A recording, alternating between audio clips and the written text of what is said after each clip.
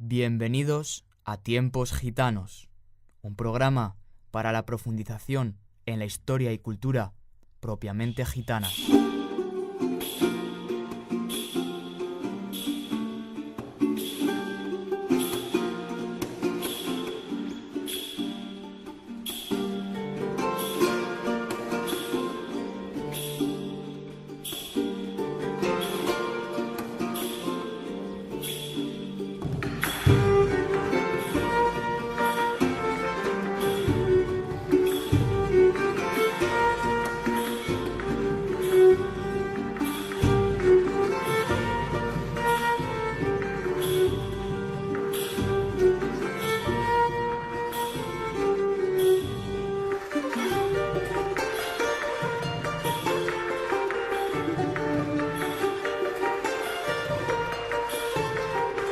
La política de persecución, comenzada con sus majestades, los reyes católicos, se convirtió en una constante política e histórica.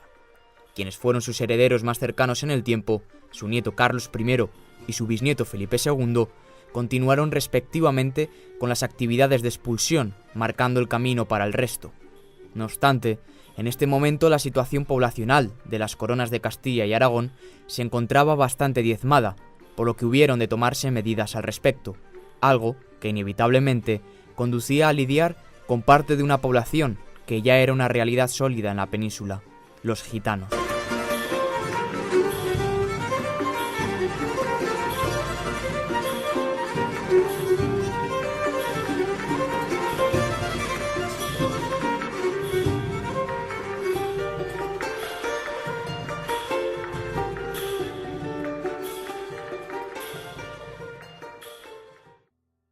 No podemos sino empezar con Carlos I de España y V de Alemania, quien extendió su reinado entre 1516 y 1556.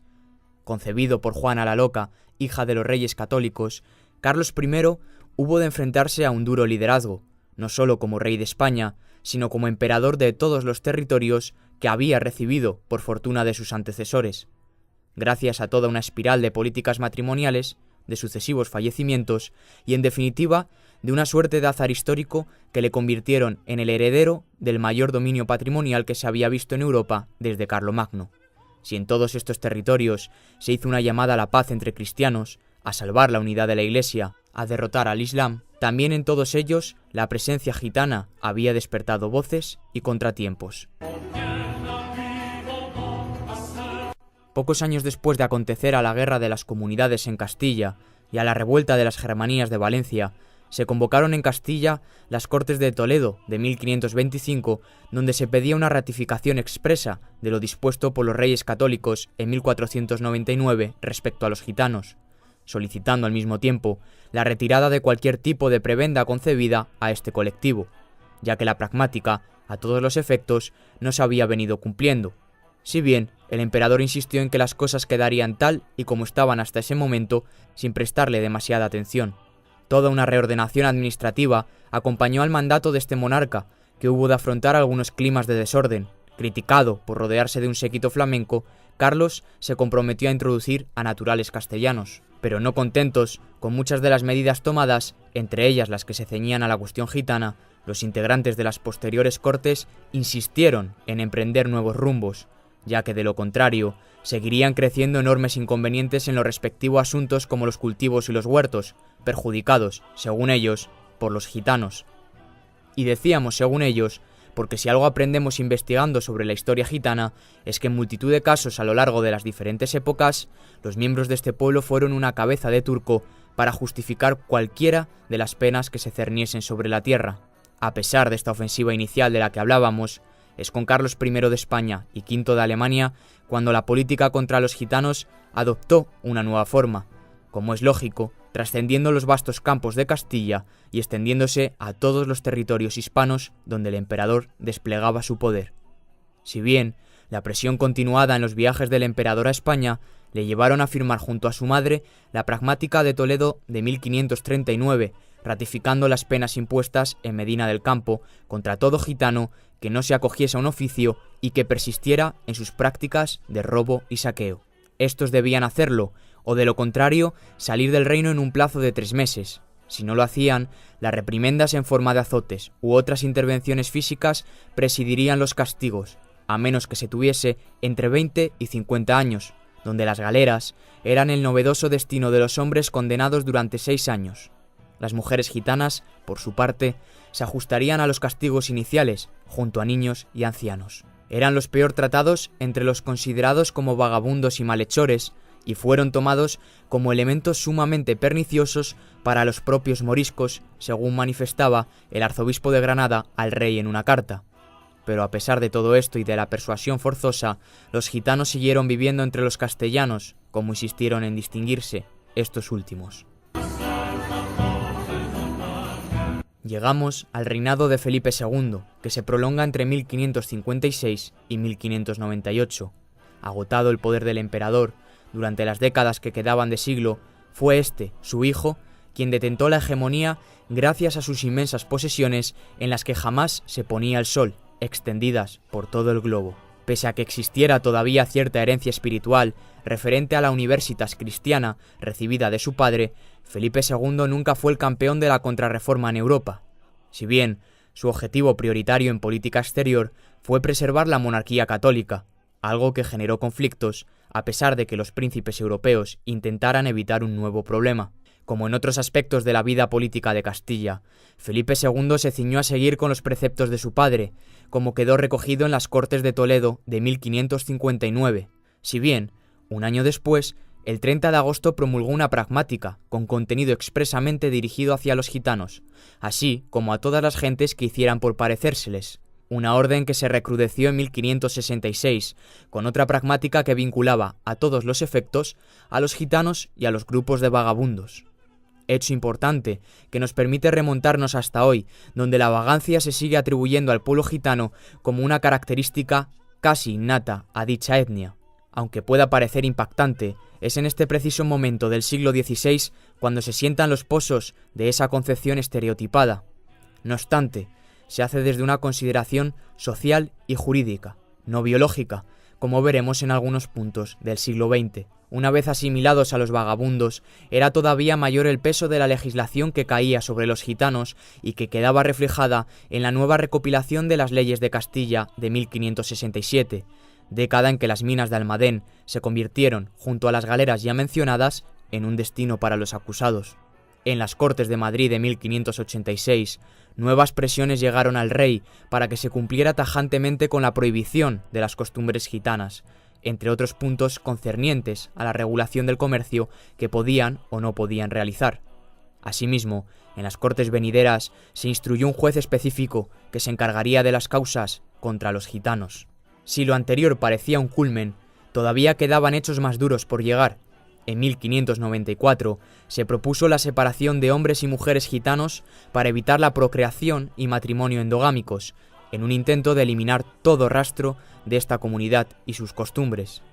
Sin embargo, esta propuesta, que suponía una verdadera limpieza étnica, no contó con todo el respaldo que se pensaba pudiera alcanzar, y por el contrario, se conformó una comisión para el estudio del problema gitano, un problema que casi por primera vez sustanció un debate en el seno de las Cortes castellanas en lo que respectaba a esta minoría, y que estaría presente a lo largo de los siglos sucesivos, no solo en Castilla, sino también en todos los lugares del mundo. Por un lado, los partidarios de una expulsión radical, y por otro, los partidarios de una sedentarización que por la fuerza derivase en asimilacionismo. Estos últimos acabarían por ser los que llevasen la voz cantante, entre otras cosas, con los sucesivos pedimentos para adoptar medidas similares a las que se tomaron en su momento con los moriscos en cuestiones de oficio y de vivienda. Ahora sí, el punto álgido del mandato de Felipe II en lo relativo al pueblo gitano llegó con lo que se ha conocido como la primera Gran Redada, donde se avivó, todavía más, un fuerte carácter represivo y utilitarista, cuando la necesidad de remeros para partir hacia la batalla de Lepanto llevó a multitud de gitanos, condenados a galeras o no, a ser llamados a la leva, convirtiéndose en una verdadera redada hacia este sector poblacional.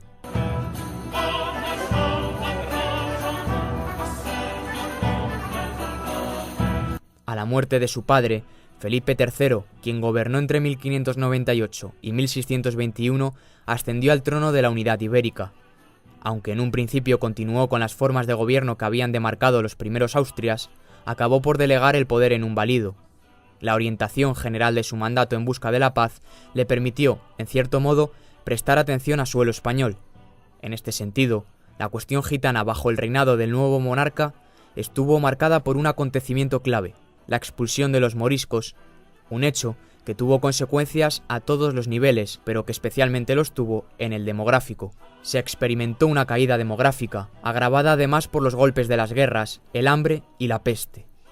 Por tanto, un daño generalizado que convirtió a los gitanos, hasta cierto punto y por primera vez, en una solución.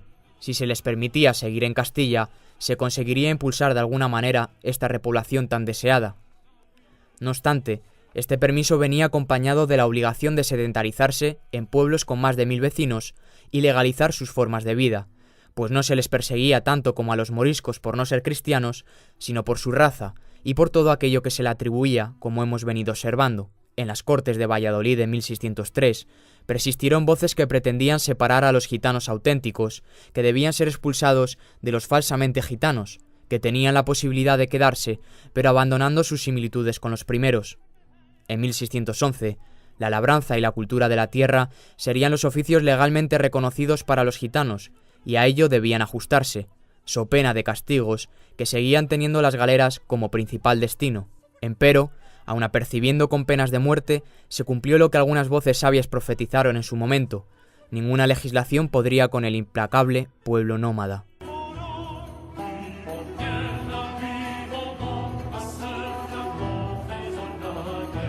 Con la inesperada muerte de Felipe III, Felipe IV subió a un trono en que hubo de enfrentarse a un clima de crisis económica y a una política exterior agresiva orientada a preservar su poder, que se dio entre los años 1621 y 1665. Si bien, otros hechos marcaron la inestabilidad en territorio nacional, concretamente en Portugal, en el Principado de Cataluña y en la Corona de Aragón. A esto se le sumaba que, dada la situación de expulsión que había tenido lugar respecto a los moriscos y los judeoconversos, los gitanos se convirtieron en el foco principal que por su marginalidad debía ser tratado, lo que elevó la represión a cotas altísimas. A toda la legislación recogida hasta ahora se le sumaba un concepto fundamental que ya estaba presente, pero que ahora se manifestaba de mayor manera: la obligación de acogerse a las disposiciones religiosas de la Iglesia Católica. Dos fueron los documentos que protagonizaron el mandato de este monarca, recogiendo lo anterior. Por un lado, el discurso contra los gitanos de Juan de Quiñones, en 1631, y por otro, los discursos jurídico-políticos en razón de que a los gitanos no les valga la Iglesia para su inmunidad, de Pedro Villalobos, en 1644. A esto se le añadió la suma de las leyes penales, que agregaba y ampliaba toda la condición jurídica de los gitanos, hasta la pragmática de 1633, promulgada por Felipe IV, que ratificaba la de su padre en 1619, solidificando lo que Alejandro Martínez Dier ha llamado asimilación represiva, una práctica que bajo el velo de la integración era, sin embargo, una pretendida declaración de intenciones para extirpar todo lo gitano, incluso su denominación, con la muerte, si era necesario.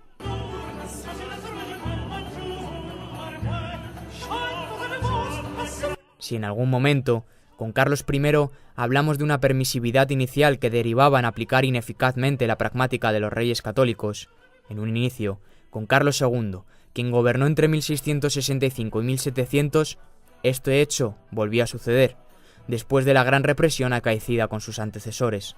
El concepto de crisis y recuperación van a convivir a lo largo del reinado de este monarca. Su reinado comenzó en 1665, momento en que muere su padre Felipe IV. Cuando falleció este último, la monarquía hispánica quedó huérfana, dándose una situación de inseguridad e incertidumbre debido a la cuestión sucesoria. Asimismo, la situación internacional no era la mejor, pues subsistía un proceso de metabolización en la que España ya no era una potencia hegemónica dependiendo, incluso, de países a los que antes había sometido. A pesar de todo, la monarquía seguía conservando un gran imperio ultramarino y económico. Con 4 años recién cumplidos, Carlos II se convirtió en rey de España, y debido a su minoría de edad, la regencia fue asumida por su madre, Mariana de Austria, acompañada por una junta de gobierno para su auxilio. En el contexto de su regencia, Carlos II promulgó la pragmática de 1692, en que se volvían a poner manos a la obra para hacer efectiva la ley en Castilla, recordando que no podía haber relajamiento alguno al respecto, y recordando las pragmáticas anteriores. Más aún, en 1695 se dictó un auto acordado para censar a los gitanos y llevar un control exhaustivo de sus formas de vida, que debían limitarse al oficio sobre la tierra, a avecindarse y a relacionarse con personas que no fueran gitanas. Si bien sirvió de poco y para 1699 hubieron de tomarse nuevamente medidas represivas, desposeyendo y embargando a los gitanos de todos sus bienes.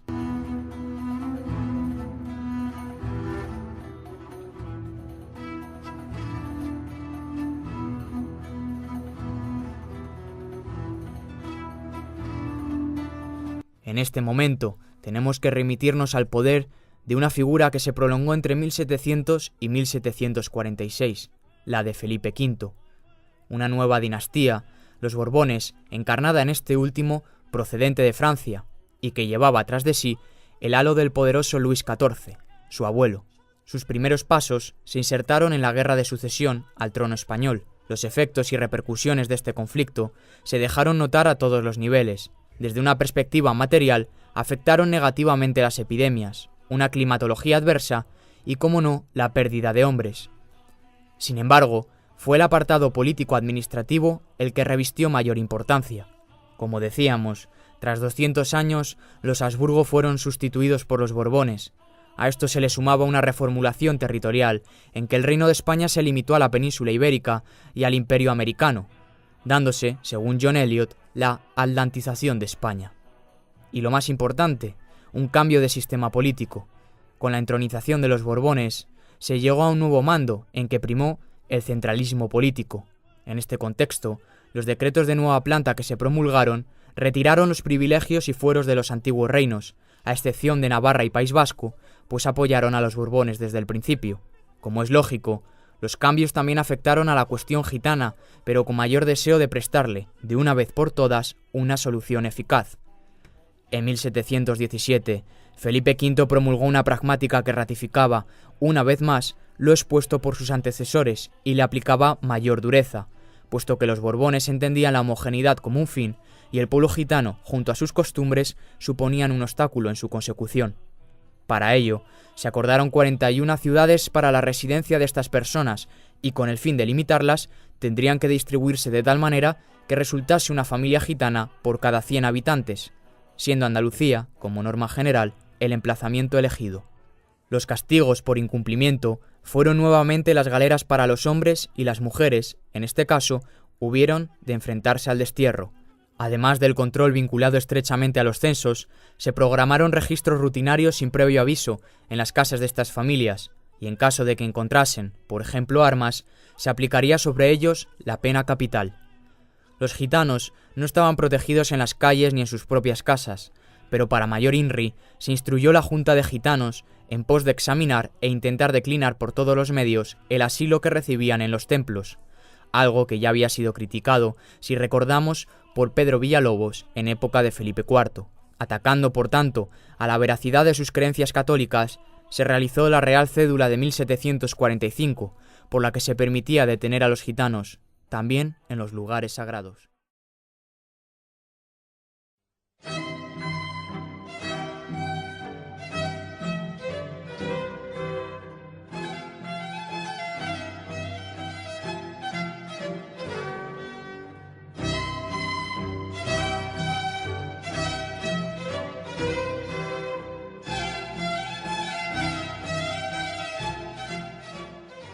Inauguramos hoy el capítulo de entrevistas que tendremos a lo largo de las diferentes emisiones. Esperamos con ello proponer nuevos y diferentes puntos de vista, mayores ingresos de conocimiento y, en definitiva, desvelar la historia y cultura gitanas. Para ello cuento con Sergio Bravo, quien nos acompañó en el primer programa y que, como no podía ser de otra manera, va a ser el encargado de presentar a nuestra invitada de hoy, a quien desde ya agradecemos el haber venido a este espacio. Hoy contamos con la presencia de la doctora Carmen Sanzallán, catedrática de Historia Moderna en esta casa y académica de número de la Real Academia de la Historia desde 2005. Sus principales líneas de investigación giran alrededor del estudio de las redes financieras que operaron en Europa y América durante la Edad Moderna, así como del análisis de los aspectos socioeconómicos del teatro y la fiesta barroca, y de la historia política de la segunda mitad del siglo XVII y los primeros años del XVIII. Entre sus obras destacan Los banqueros y la crisis de la monarquía hispánica de 1640, que fue galardonado con el Premio Nacional de Historia 2014, y Un banquero en el siglo de oro, Octavio Centurión, el financiero de los Austrias, ambas obras de debida lectura para el estudio de la historia económica de la Edad Moderna. Pues buenos días, Carmen. Hola, muy buenos días. Muchas gracias por invitarme.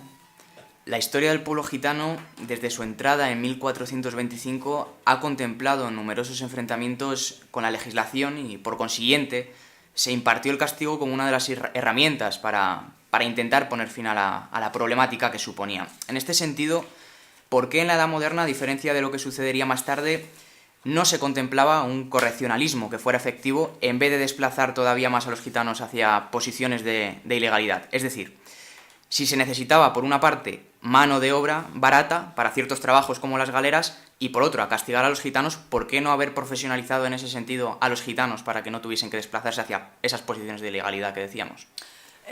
Yo creo que hablar de los gitanos en el antiguo régimen, sobre todo en el siglo XVI y XVII, nos obliga a contextualizarlo dentro del mundo de lo marginal, no necesariamente de lo étnico. Y en este sentido, yo creo que, creo a partir de la lectura de los especialistas que han trabajado sobre estos temas, que fundamentalmente lo que se estaba buscando era intentar hacer que fueran un elemento de la sociedad útil dentro del contexto. De manera que sí que hay, a partir de que se consideran marginales, pues sí que hay un intento de reeducación para la utilidad de la sociedad. Es decir, sí que esas redadas que se hacían y que efectivamente se hicieron después de Lepanto para que trabajaran en galeras, de los programas que se organizan después, al final es más o menos la mitad de la gente que ha sido apresada la que finalmente termina estando en galeras. Y hay que tener muy claro que no todos los que estaban en galeras eran condenados. Es decir, había personas que estaban pagadas, como se pagaba a otros, para trabajar en galeras, porque no todo el personal que había en galeras era un personal condenado, aunque es verdad que era un trabajo tan duro como podía ser el trabajo de las minas, que la esperanza de vida de una persona que estaba trabajando en esos ambientes era corta. Pero había personas asalariadas y también había gitanos asalariados, porque siempre se hace la distinción entre aquellos que no quieren aprender ningún oficio y, sobre todo, algo que es considerado muy peligroso en el antiguo régimen, que itineran, es decir, las personas que no están avecindadas, las personas que no tienen sede conocida, y eso les hace sospechosos, les hace peligrosos de origen, antes de nada. Y los que sí, que tenían casa, estaban avecindados, eran conocidos por el resto de los vecinos, podían tener el aval del párroco. Es decir, hay una diferencia y, por tanto, cuando los englobamos desde el punto de vista étnico, probablemente no lo estemos haciendo del todo bien, ¿no? Porque igual que ocurría con los pobres buenos y los pobres malos, en el antiguo régimen había pobres aceptados y pobres que no lo eran, igual ocurría con los gitanos, ¿no? Dependía de su integración y de su conocimiento dentro del lugar en el que estaban. Una práctica fue también la de extraditar a los gitanos a América, sobre todo separando a mujeres y hombres para romper la línea de sangre.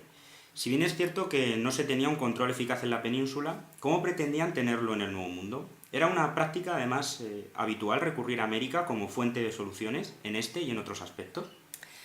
Pues respecto a extraditarlos a América, lo primero que hay que decir es que en el siglo XVI y XVII se considera que no debe hacerse. Es decir, hay una pragmática en leyes de Indias donde se dice que los gitanos no deben ir.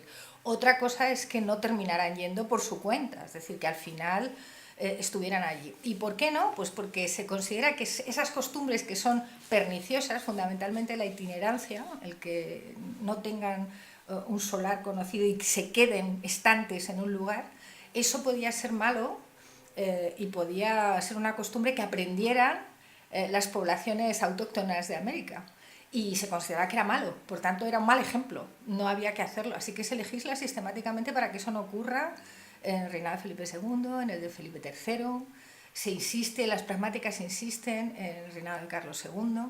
Y es verdad que en el siglo XVIII, sobre todo en el reinado de Fernando VI, cuando se hace, digamos, la persecución más dura, que tiene también unas causas muy complejas con respecto a los gitanos, cuando hay un problema de ubicación, es decir, cuando están desbordados por la ubicación, pues se empieza a valorar la posibilidad de que puedan ir a América. Y hay dos posturas. La que defiende Campomanes, que es la de que podrían ir y se les podría extraditar, ¿no? Y sin embargo la de otros técnicos que apelan de nuevo a las leyes de Indias y dicen que no debe hacerse. De manera que no está claro que fuera una política generalizada de la monarquía hispánica el intentar que fueran allí, sobre todo porque esas costumbres, digamos, que son incapaces de desarraigar porque forman parte de su idiosincrasia, pues pudieran ser imitadas. Así que no es una costumbre sistemática la de mandar a gitanos a América. Otra cosa es a otros presidios más cercanos, Norte de África, pero tiene que ver con que allí se necesita personal y mano de obra y, bueno, si están condenados se les envía allí. Podríamos, por tanto, llegar a la conclusión de que para el siglo XVIII ha quedado bastante en el olvido aquel sueño, ¿no?, de reproducir una Castilla idílica en las Indias, ¿no? Es decir, que ya no se atiende tanto a esa idea, ¿verdad?, de construir una sociedad nueva, alejada de las problemáticas del viejo mundo. No, es evidente, pero sobre todo porque hay que contextualizar lo que está pasando en el siglo XVIII, donde las relaciones internacionales han evolucionado hasta unos extremos en los que la monarquía hispánica, fundamentalmente lo que tiene que hacer la monarquía española ya para ese periodo, es defender los territorios que considera propios y patrimoniales en América frente a un imperio expansivo que es el imperio inglés y que quiere llegar a todas partes y que tiene una fuerza naval que es el doble de la que tiene España y Francia juntas. Esa es la circunstancia de mediados del siglo XVIII. Entonces, se ponen por delante ya otros intereses, se empieza a hablar de cómo preservar ese patrimonio que se considera territorial, pero también económico y monopolístico desde el punto de vista económico. Y entonces, digamos que sí, que la sociedad ideal de los juristas del siglo XVI, pues, y que remedan en sus textos la Escuela de Salamanca, pues eso ya está un poco en otro lugar. En ese sentido, uno de los argumentos a los que se apelaba para extraditar a los gitanos a América es el hecho de que, quizá nos lleva a cuestiones más antropológicas, pero es el hecho de que serviría quizá para romper la línea de sangre de manera que se acabase con el gitano. ¿Eso era una postura apoyada o era efectiva, tal como estaba pensada? Eso hay que entenderlo dentro del concepto de integrar, de la integración, ¿vale? Creo yo. Es verdad que esta tendencia se da mucho más en el siglo XVIII, esto de decidir separar a las familias, decidir educar a los niños menores de 7 años, esto es interesante, separar a los niños menores de 7 años, que no es algo diferente de lo que pasa con los moriscos y de lo que en general ocurría con las poblaciones genízaras, es decir, los separamos y vamos a intentar que se integren y sean de otra manera. Entonces es curioso que con los gitanos siempre se insiste en que tienen que integrarse, que hay que procurar que no estén, que no formen guetos, tienen que estar en poblaciones grandes, no pequeñas, y en esas poblaciones intentar diluirse. Es decir, lo que hay, el objetivo es intentar diluirlos. Porque esto es interesante también contarlo, ¿no? La palabra gitano adquiere una connotación negativa que es un epíteto, ¿de acuerdo? Es decir, lo gitano pero lo agitanado, ¿sí? Todo lo que parece gitano, sea o no lo sea, es algo que conviene ir diluyendo, tanto si se es de etnia gitana como si no, como si se vive como un gitano. Entonces, de alguna manera, cuando se habla de eliminar, en muchos casos cuando contextualizas te das cuenta de lo que se pretende eliminar es el modo de vida, la forma de vivir, no a la persona. Y eso, por eso cuando se sacan los textos y se leen 3 líneas, es muy importante leer el contexto, leer el tono. Y entonces es ahí donde te das cuenta de que la extinción, efectivamente, que a veces se habla de extinguir, lo que se trata es de extinguir lo agitanado, lo gitano, lo agitanado. Es eso, es decir, no se puede vivir como ellos viven, no se puede no tener una profesión clara. De hecho, se dice que la profesión que tienen que abrazar es la de ser labriegos, que es algo para hacerlos, para que se asienten, para que estén en territorios localizados y haciendo un trabajo. Por tanto, ahí, fijaos que no hay un problema exactamente étnico, porque el único trabajo en el antiguo régimen manual que no daba mancha social era precisamente trabajar en el campo. Algo que es bastante polémico y que a veces se utiliza quizá demasiado flexiblemente es el término de genocidio. En ese sentido, Sí. no podemos hablar de genocidio gitano, ¿no? Yo la verdad es que hay palabras que creo que hay que utilizarlas en sus contextos precisos, cronológicos e históricos.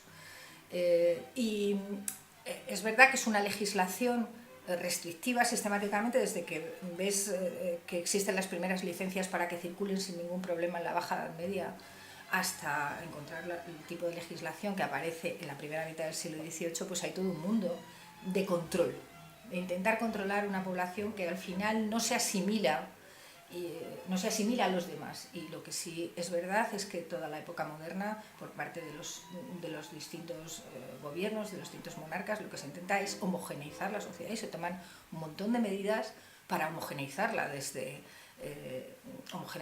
todos los puntos de vista, religioso, de costumbres, etc. Y entonces pues así se explican pues, la expulsión de los judíos, la posterior expulsión de los moriscos después de un siglo de intentar asimilarlos y llegar a la conclusión de que no van a asimilarlos. Es decir, todo está encaminado a esa misma vía.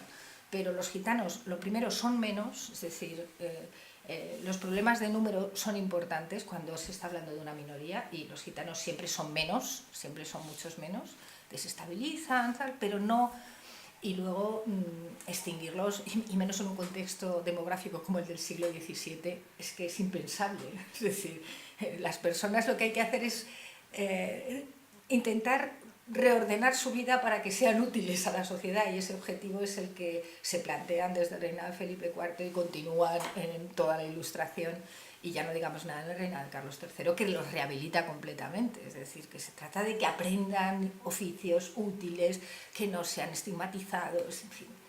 Entonces yo creo que lo del genocidio, pues puede haber, cuando te vas a procesos microhistóricos, pues puede haber, sin duda, en todo lo que estudies, abusos, etcétera. Pero a mí, como una categorización historiográfica, me parece que para esta época pues es anacrónico.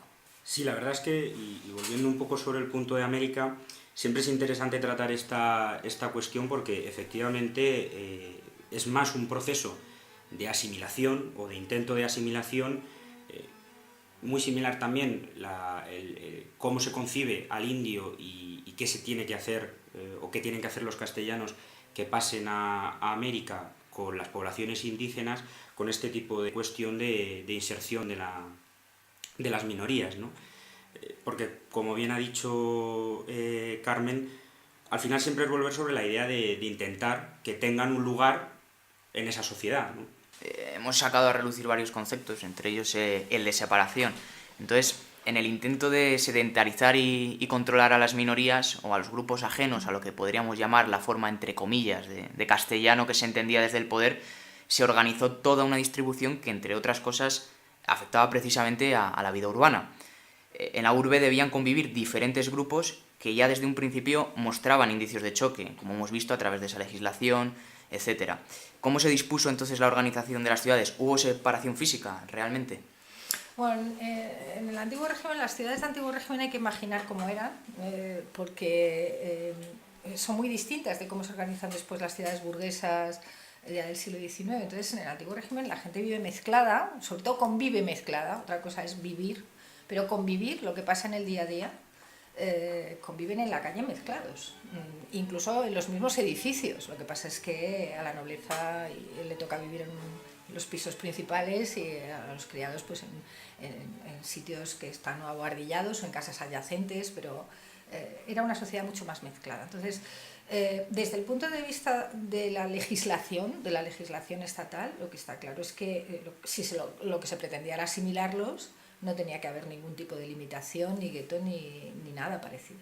Otra cosa es cómo reacción a la propia población, es decir, cómo se sienten seguros, en qué zonas ellos dominan la situación y de alguna manera las convierten en guetos ellos mismos, en lugares donde no se puede pasar, donde se considera que es peligroso, pero con mucha frecuencia no eran solamente gitanos los que viven en esas zonas, sino población marginal, es decir, gitanos o agitanados sería la definición. Entonces, sí es verdad que hay guetos o lugares, digamos, restringidos para estas personas que socializan en lugares determinados, pero no es tanto por la legislación como casi por el propio concepto autocorporativo que tienen ellos mismos, ¿no? Vivimos en una sociedad corporativa en el antiguo régimen en todo, de arriba abajo, toca a todo. Así que claro que ellos tienen concepto de grupo y claro que pueden concentrarse a la hora de vivir en lugares y sentirse seguros, pero la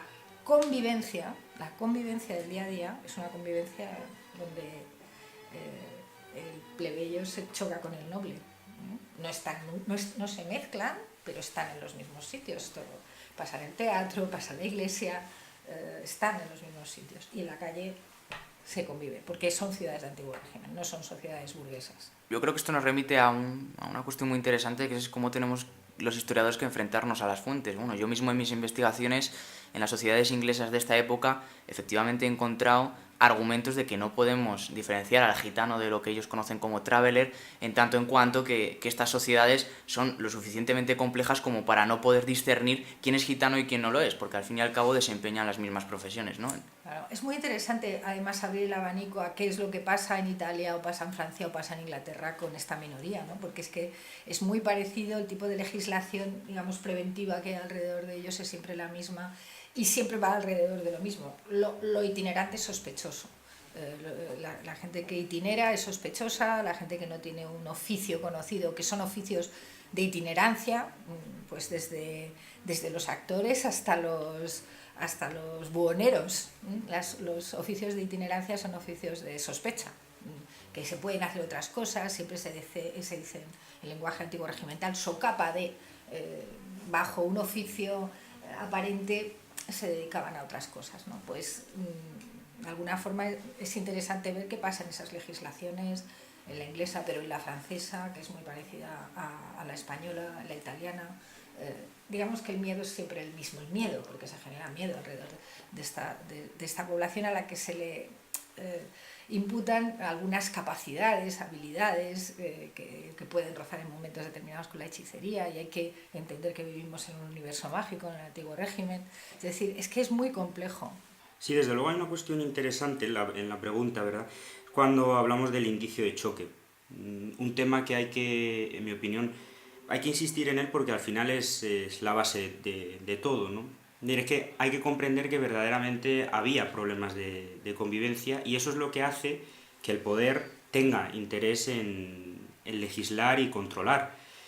Muchas veces, especialmente con el caso de los judíos, que siempre suscita mucha más polémica historiográfica, se tiende, en mi opinión, desde una comprensión de la realidad completamente contemporánea, a hablar de racismo, etc., cuando en realidad se trata simplemente de analizar un problema e intentar buscarle soluciones, pero porque efectivamente, y eso nos llevaría a cuestiones antropológicas que tú controlas mejor, existían esos problemas, esos choques y problemas ciertamente de convivencia, ¿no? De hecho, muchas veces en las Cortes vemos cómo hay apelaciones al rey sobre la serie de problemas que dan los gitanos. También es cierto, Carmen, que cuando estudiamos parece muchas veces lógico indicar que cada época tiene unas limitaciones concretas que impiden al poder o al conjunto de poderes, ya sea tanto a nivel general o local, el otorgar y sobre todo aplicar las soluciones.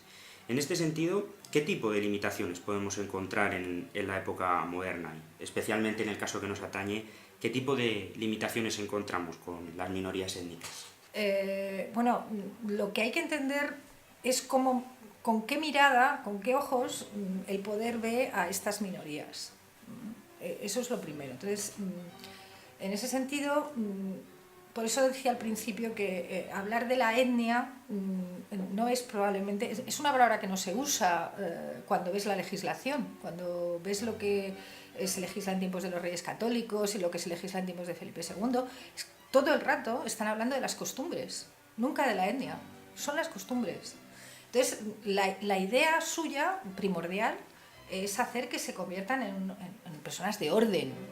Esa es la palabra, están en desorden y deberían estar en orden.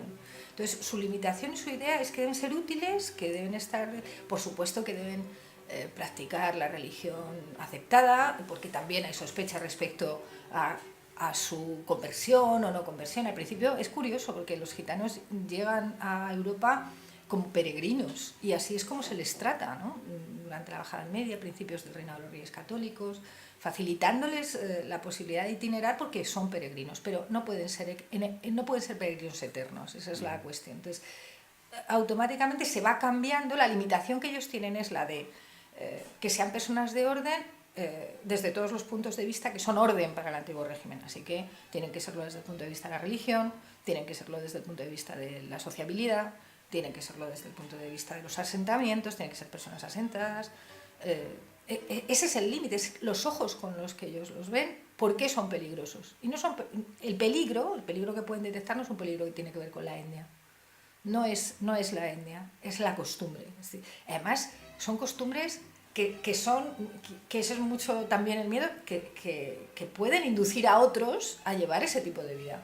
Entonces, yo creo que es la propia limitación de los ojos con los que se puede mirar en la época a una minoría que no se adapta a una homogeneización, que no es homogénea, que no forma parte de esa sociedad ordenada, ¿no? Y podríamos, Carmen, decir que esa idea de orden y de sociedad homogénea respondería a un patrón castellano, aunque lo entrecomillemos. Claro, yo creo que, y en esto habría que hablar ya con filólogos y etimólogos porque la cosa es compleja, pero yo creo que el hablar de castellano es hablar de la forma de vivir castellana, porque está claro que no hay diferencia, es una forma de vida, y no hay diferencia entre lo castellano y lo aragonés respecto a la forma de vida, ¿no? Pero es verdad que es una manera como el reino mayoritario más rico, que legisla más, las cortes que probablemente protestan más respecto a esta minoría porque la minoría es más visible. Es que hay que entender por qué en las Cortes de Castilla se prohíbe, o se pretende que se prohíban los movimientos que estén... Bueno, en el momento en que la minoría es más visible, pretende tener efectos legislativos. Entonces, en los libros de peticiones aparecen las quejas y el que hay que hacer algo con determinadas poblaciones, ¿no? Allí donde no aparecen esas quejas es que la minoría visible es menor, no ofrece problemas. Solo ofrece problemas cuando se les concentra en el siglo XVIII en Zaragoza, que es antiguo reino de Aragón, porque ya las cosas han cambiado después de la Guerra de Sucesión, pero los problemas son gravísimos y sí que los hay. Simplemente es una cuestión de que esa minoría sea visible porque su número sea mayor. Y eso es lo que ocurre con todas las minorías visibles que mantienen su idiosincrasia. Y no es tanto étnico como socioeconómico en muchos casos, de costumbres, cultural, es una cuestión cultural y socioeconómica, sin duda. Es decir, también eso excluye. No hay más que ver pues, qué pasa con un criollo mezclado, si tiene posibles o si no los tiene. Es decir, lo socioeconómico se presta ahí. Yo tengo esta información, también es mía, pero yo creo que hay que tenerlo en cuenta. Y los gitanos es verdad que no tienen posibilidades, ¿no? Porque son un pueblo analfabeto. Su alfabetización es mínima, incluso en la época ilustrada, cuando Carlos III dice que hay que formarlos a todos y por supuesto que ellos se tienen que formar también. Pero en ese sentido el ascenso social lo tiene muy complicado. Sí, de hecho, incluso hasta para que veamos el alcance de esta idea de lo castellano, no como algo nacional o étnico, sino como algo cultural. De hecho, también hubo bastantes problemas en la llegada de los cortejos flamencos, tanto con Felipe el Hermoso como con, posteriormente, el emperador Carlos V, ¿no? Ese choque de cómo entiende estrictamente el habitante de Castilla o el súbdito castellano, qué es ser castellano, cómo vive, Y eso sería realmente lo que entenderíamos como castellano. No es tanto un concepto de nacionalidad frente al gitano, sino efectivamente un concepto de costumbre. Pues sí, esto nos permite conectar con otra pregunta que nos remite necesariamente a la historia del derecho. Y, en teoría, no se recoge hasta las constituciones del siglo XIX ese ascenso social por meritocracia y capacidades personales, si bien no tenemos que hacer un ejercicio demasiado profundo para darnos cuenta de que la meritocracia es un hecho que ha estado a lo largo de la historia siempre presente. ¿Cuál era entonces el alcance social o ese ascenso social por méritos en el entramado familiar y de redes clientelares de la modernidad? ¿Y cómo podríamos trasladar esa cuestión más general hacia el gitano? ¿Un gitano de verdad podía ascender socialmente? Pues un gitano podría, que no conozco exactamente casos, aunque hay algunos actores que fueron muy famosos y que se decía que eran gitanos o músicos. Y por tanto esa era una posible salida profesional, siempre en una profesión que por otro lado pues podía ser en muchos casos tildada de no honrada, pues precisamente por la itinerancia y demás, pero hay otros que ganan dignidad y que ganan aprecio. Y esa era una forma de poder ascender socialmente, pero no muchas más, porque en el antiguo régimen fundamentalmente el ascenso social se gana a través de la formación, es decir, son los letrados los que poco a poco van copando pues puestos de relevancia en la ordenación y la gobernación de la monarquía. Y en ese sentido, estábamos diciendo antes, la minoría gitana es una minoría analfabeta.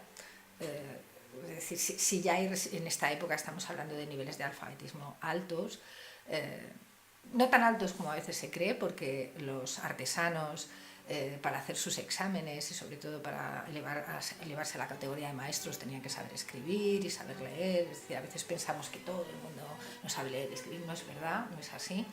Pero es verdad que los gitanos están en una zona marginal donde esa formación es imposible o prácticamente imposible. Sí, acceder a estudios para poder hacer un trabajo que no fuera este trabajo exótico que siempre se les se ha pensado que son más hábiles y que saben hacerlo mejor, pues es muy complicado. Entonces, yo creo que valoración y dignidad, probablemente algún músico o algún actor, que los hay. Hay un índice de actores que se hizo en su momento, que lo hace la cofradía de los actores, y algunos están identificados como gitanos. Era gitano, o lo criaron gitanos, que esto también es interesante. Es decir, son agitanados y imitan ser gitanos. Esos serían los caminos que, como veis, son limitadísimos, muy cortos. La meritocracia letrada no es algo que esté al alcance de la minoría gitana en general, ¿no? Pues salvo los casos en los que se cuenta, por ejemplo, el de la gitanilla de Cervantes, es decir, este tipo de cuentos de niños perdidos que son recogidos por los gitanos, que es curiosa la descripción que hace Cervantes continuamente de la gitanilla, ¿no? Porque parece siempre que tiene una dignidad especial respecto al resto de los compañeros con los que está, siempre distingue, es decir, es algo, ahí sí que hay un principio étnico a la hora de decir, bueno, ella viene de otro sitio, fue asimilada pero viene, y en su nobleza natural se nota que viene de otro sitio, ¿no? Podríamos decir entonces que ese proceso de meritocracia no era tanto algo planeado para decir vamos a excluir al gitano del proceso meritocrático, como en cierto sentido, una limitación, ¿no? Volviendo a lo de antes, de la propia época. Sí, es decir, ¿qué gente está fuera de ese proceso de meritocracia dentro del antiguo régimen? Bueno, en principio toda aquella persona que pertenezca al tercer estado, porque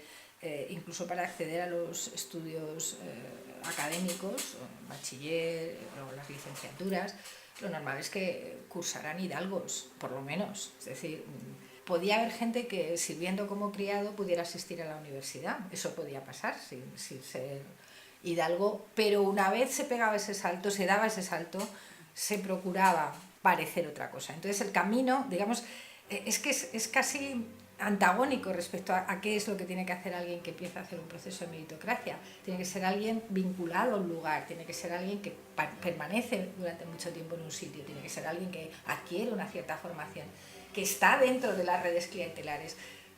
los gitanos lo están temporalmente. Es decir, es verdad que puede haber una tropa de gitanos trabajando para un noble en momentos determinados, o para alguien muy rico que está organizando unas fiestas dentro de su casa, pero eso es temporal, es una conexión temporal que no afianza un proceso clientelar que tiene que ver con familia, amigos, lugar de origen. Esto es importantísimo, es decir, el paisanaje en las redes de clientela es fundamental. Alguien que no se sabe de dónde es, le falta uno de los entramados básicos del clientelismo, que es vincularse a un lugar y a una serie de gente que es conocida de atrás, ¿no? Entonces, es verdad que por su propia definición, por cómo ellos están definidos socialmente, es difícil que puedan integrarse en redes clientelares que les permitan ascender socialmente. Sí, la verdad es que siempre acabamos volviendo casi sobre una misma cuestión, ¿no? Y yo creo que casi podría ser incluso la conclusión de esta conversación, y es que el gitano al final no se estructura tanto como una minoría étnica o étnico-religiosa en su defecto, sino verdaderamente como grupos marginados, ¿no?, en ese entramado de la sociedad antiguo regimental. También en relación a una cuestión muy interesante que sacabas a relucir, Carmen, es todo el entramado del arte y demás. Es cierto que tenemos que ir hasta el siglo XX para darnos cuenta de esa relación y esa dicotomía que se hace sobre el gitano bueno y el gitano malo, pero realmente cuaja en la Edad Moderna, cuando se habla y se dibuja al gitano como un alma libre, que disfruta, que baila, que canta, pero realmente la realidad era otra, que era la del gitano itinerante, buscando dinero, buscando sustento y no pudiendo integrarse, en cierto modo, a la normatividad. No, claro, no, y la propia intención que tienen las monarquías en esta época de que el buen gitano es el que deja de serlo. Es decir, el buen gitano es el que está en un lugar fijo, conocido, en solar conocido, con párroco que le define y sabe dónde está, que se dedica a labrar la tierra o en su defecto a hacer calderos o a hacer cestos, pero tiene una profesión que se puede identificar como profesión fija. Es decir, alguien que se desagitana es el buen gitano, en la definición, ¿no? Aquí estamos inventando neologismos esta mañana, pero bueno. En ese sentido, yo creo que cuando atendemos a la Gran Redada supone un granito, sobre todo entre la comunidad gitana, el tenerlo como un proceso pues malo y demás, pero sin embargo cuando los historiadores descendemos a la lectura concreta de los hechos, vemos que realmente ahí la monarquía se siente mal porque ha ido contra esos 10.000 aproximadamente gitanos que realmente ya se habían, como decías, desagitanado, ya estaban con oficios reconocidos en casa. Entonces, ¿qué pudo llevar a que la monarquía cometiese un error de tal categoría? Pues yo creo que probablemente el desconocimiento, es decir, el leer, que esto ocurre mucho en todos los tiempos, leer el todo por la parte, es decir, ves una parte y identificas esa parte como si fuera un todo, no tienes en cuenta todo lo demás, todo lo que hay que forma parte de ese todo también, al menos desde un punto de vista conceptual, así que probablemente hubo un error de percepción. Pero también hay que ver lo que hay detrás, siempre hay que ver en qué contexto se está produciendo esto, ¿no? Y claro, lo que es el contexto era el reactivar la fuerza armada.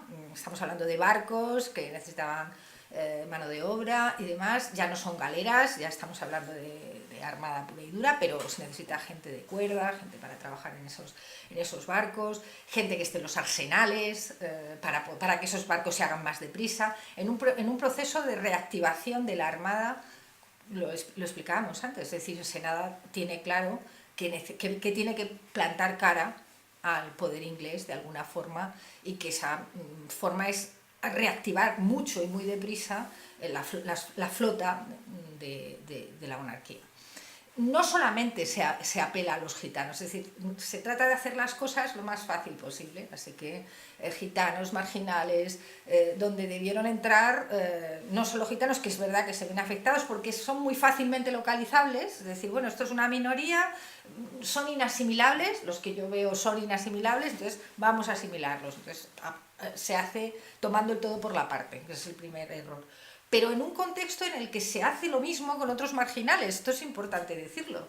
Es decir, es que se necesita mano de obra de una forma muy rápida y muy intensa para ese programa general que se tiene en la cabeza, que se nada tiene en la cabeza.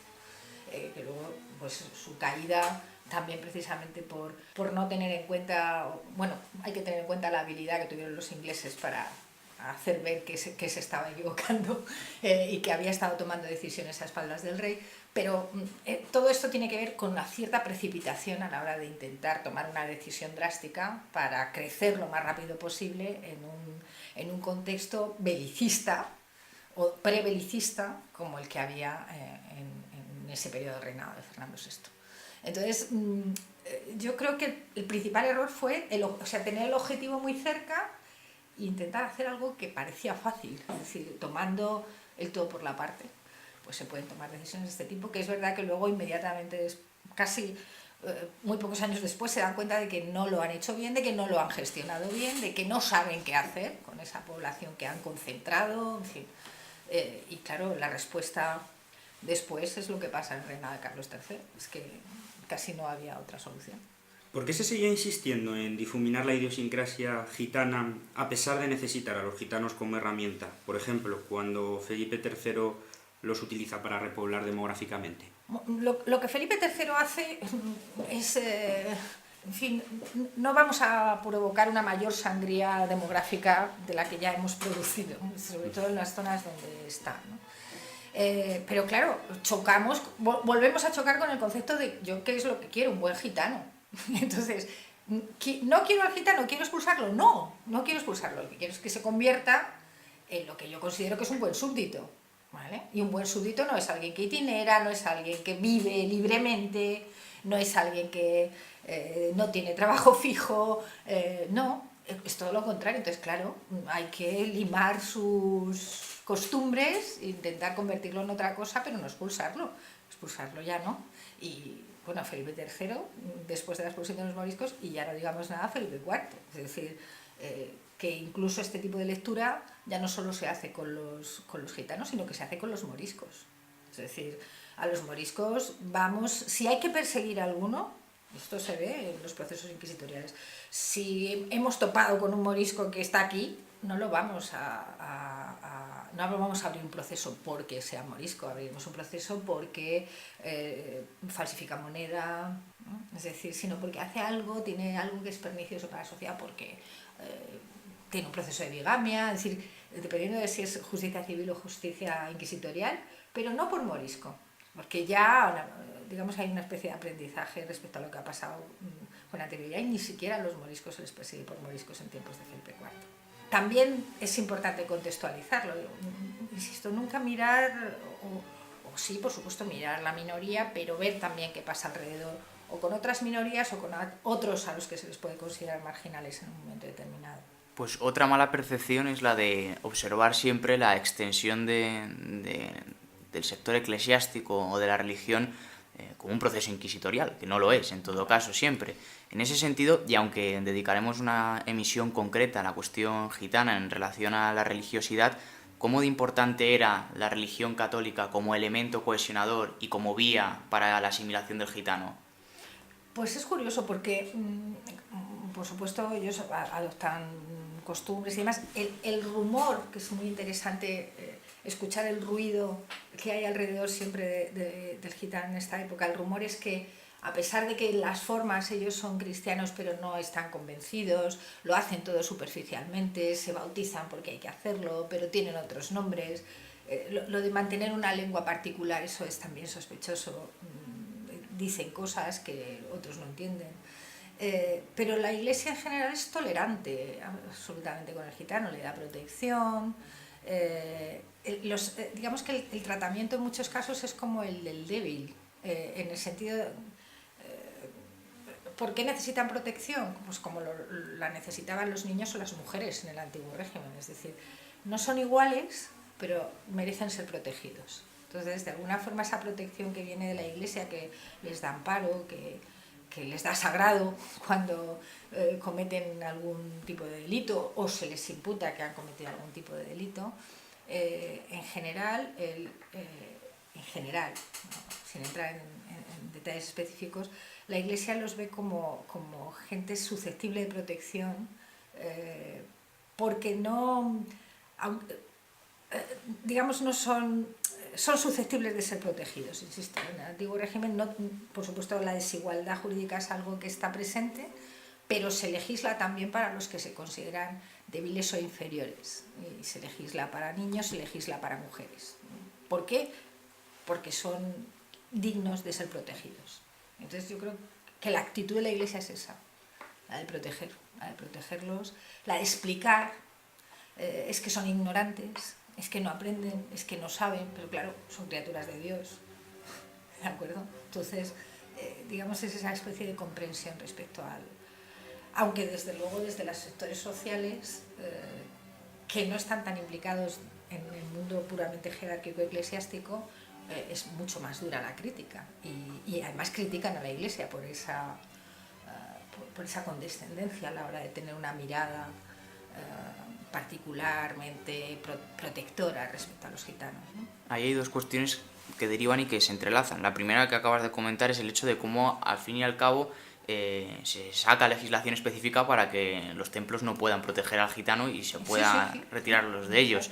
Y luego una pregunta, es una cuestión que hemos tratado aquí bastante en otras mesas redondas y que también esperamos profundizar, pero es el hecho de si verdaderamente esa condescendencia viene dada por un sentimiento verdaderamente religioso de la Iglesia, o si viene más por el aglutinar nuevas masas que puedan incorporar y acrecentar el sector.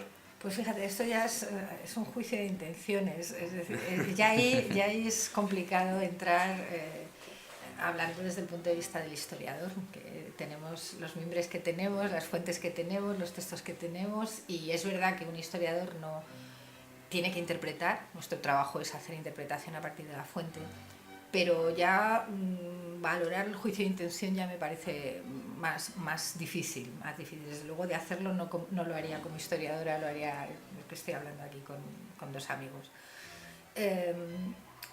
Yo creo que es un contexto complicado, sobre todo el del siglo XVIII, porque estamos hablando de un periodo de regalismo, donde el poder político está intentando preservar su parte de poder respecto a la Iglesia. Es decir, la esfera de la Iglesia es espiritual y todo lo que sea espiritual es de la Iglesia, pero todo lo demás compete al Estado, ¿vale?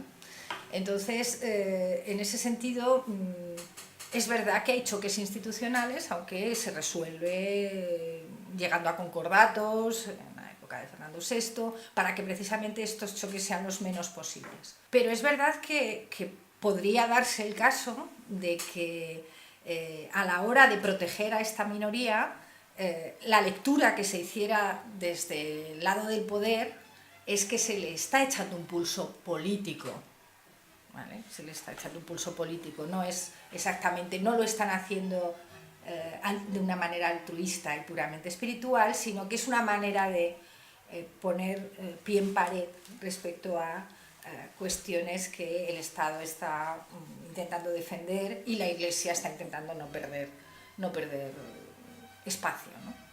Esa es una posibilidad, pero ahí hay que ser muy finos en el análisis. Es decir, de cada caso que estés analizando, pues hay que ser finos en el análisis y ver de cuál caso estamos hablando. Y yo ahí ya apelaría a la microhistoria, porque, insisto, no hay otra posibilidad, creo, desde mi punto de vista. Pero bueno, está ese ruido de fondo de posiciones regalistas, está ahí y hay que tenerlo en cuenta. El periodo que estamos hablando es ese. La verdad es que es un tema muy interesante, el de la religión y la cohesión, especialmente por la tradición historiográfica que sustenta en España muchas veces la idea de que es un pilar, ¿no?, importantísimo dentro de la monarquía hispánica.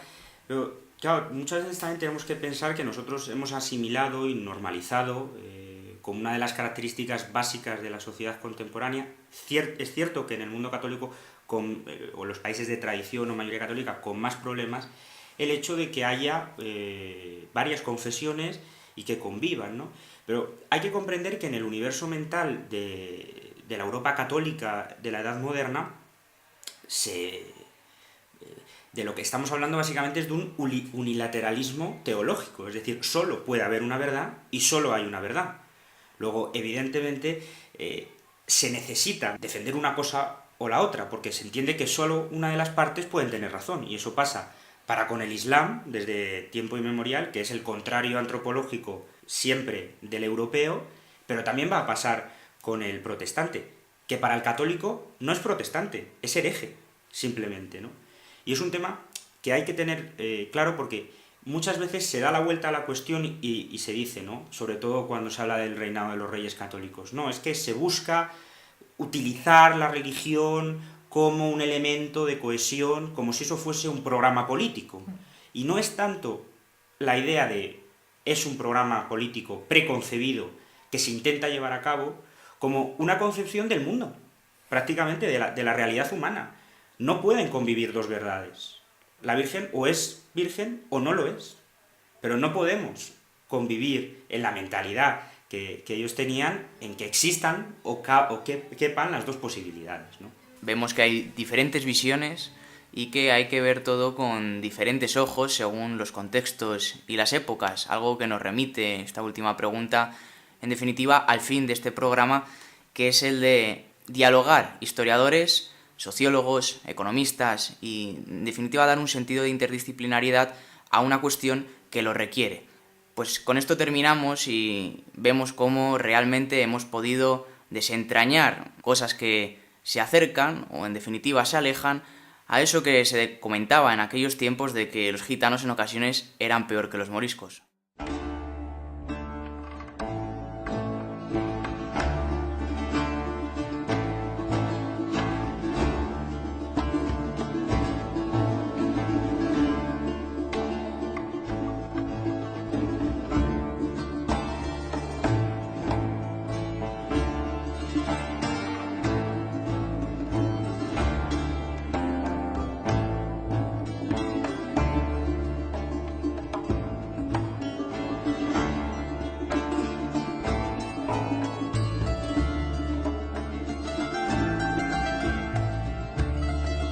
Como hemos visto, desde el poderoso nieto de los reyes católicos hasta el primero de los Borbones, se perfiló toda una ofensiva antigitana.